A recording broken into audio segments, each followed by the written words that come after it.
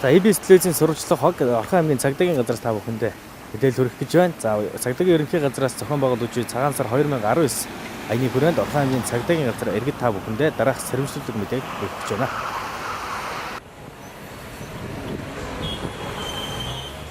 Цагдаагийн ерөнхий газраас шинэ сар 2019 аяныг зарласан байна. Тус аяны хүрээнд Орхон аймгийн цагдаагийн газраас дараах мэдээллүүдийг хүргэж байгаа юм а.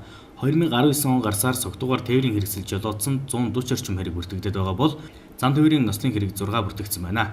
Тийм учраас иргэд та бүхэн зам тээврийн хөдөлгөөнд болгоомжтой оролцож бага насны хүүхдээ өгж байгаа бол зориултын суудлыг хэрэглэх шаардлагатай юм а. За Орхон аймгийн нутаг дэвсгэрийн хэмжээнд 2019 оны эхний 1 сарын байдлаар 6 гэмт хэрэг бүртгэгдээд байна. Тухайд одоо зам тээврийн ослын 6 гэмт хэрэгээс одоо 2 хүний амнаас охирсон нослоо асуудал гараад ностоо одоо тийм зам тээврийн осл гарсан.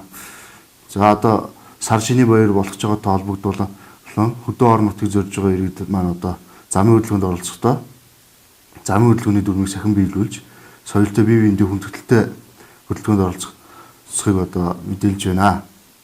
Явгууны гарцаар гарч байгаа явган зорчигчдын иргэд маань бас жолооч тээврийн хэрэгслийг харж хөдөлгөөнд оролцох явгууны гарцсан дээр машин үргүүлж байгаа зам тээврийн осол зөрчил одоо ихэр бүртгэгдэж байна. Тийм учраас одоо жолооч явган зорчигчдын иргэд манаас хөдөлгөөнд соёлтой оролцох шаардлагатай байна.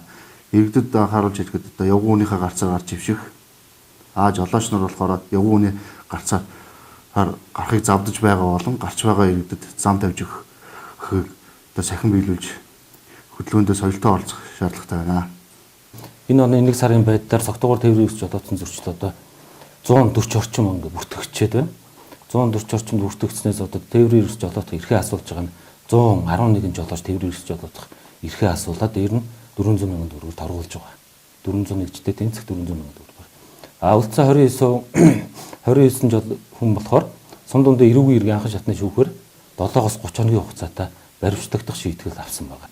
Монголын уламжлалт сар шинэ болж байгаатай тохиолдолд иргэд жолооч нартаа хандаж хэлэхэд цогтойгоор тээврийн хэрэгсэл жолоодох зөрчил гарахгүй байх тал дээр анхаараарай гэдгийг иргэд жолооч нартаа анхааруулж сануулмаар байна.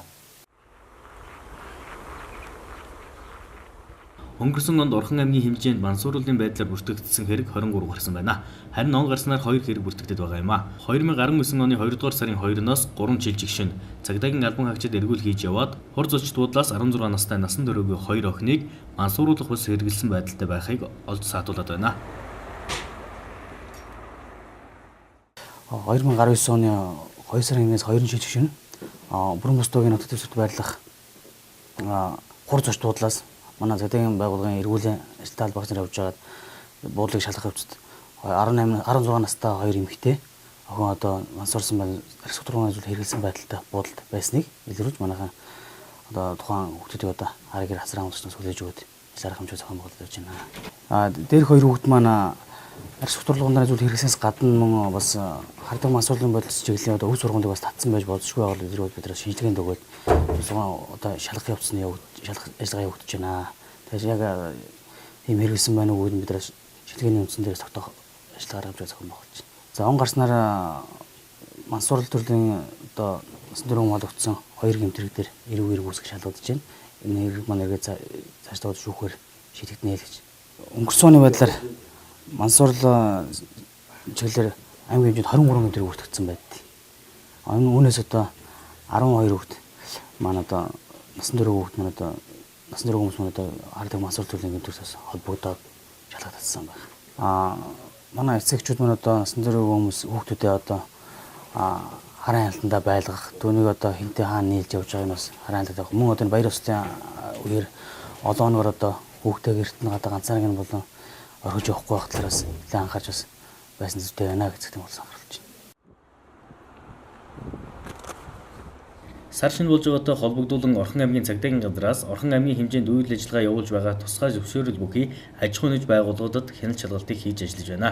Тус шалгалтаар архи согтууруулах хундаа зарж борлуулдаг дэлгүүрүүдээс тодорхой гарал үүсэл байхгүй, стандартын шаардлага хангаагүй, акц хаяг шогшихгүй худалдаалагдаж байсан 30 гаруй төрлийн архи согтууруулах хундааг хураан авсан байна. За Орхон аймгийн цагдаагийн газраас За Монголын уламжлалт сар шинийн баяр болох гэж байгаатай холбоотойгоор за сар шин 2019 нэгдсэн арга хэмжээ зохион байгуулж байгаа. 2019 нэгдсэн арга хэмжээний хүрээнд аймгийн цагдаагийн газраас аймгийн хэмжээнд үйл ажиллагаа явуулж байгаа арх согтууруулах хүндэний зүйл за мөн тусгай зөвшөөрөлтөй аж ахуйн нэгж байгууллагуудад хяналт шалгалтын ажлыг хийж ажиллаж байна. За энэ хяналт шалгалтын ажлын хүрээнд нэлээдгүй зөрчлийг бид илрүүлэн шалгаж байна.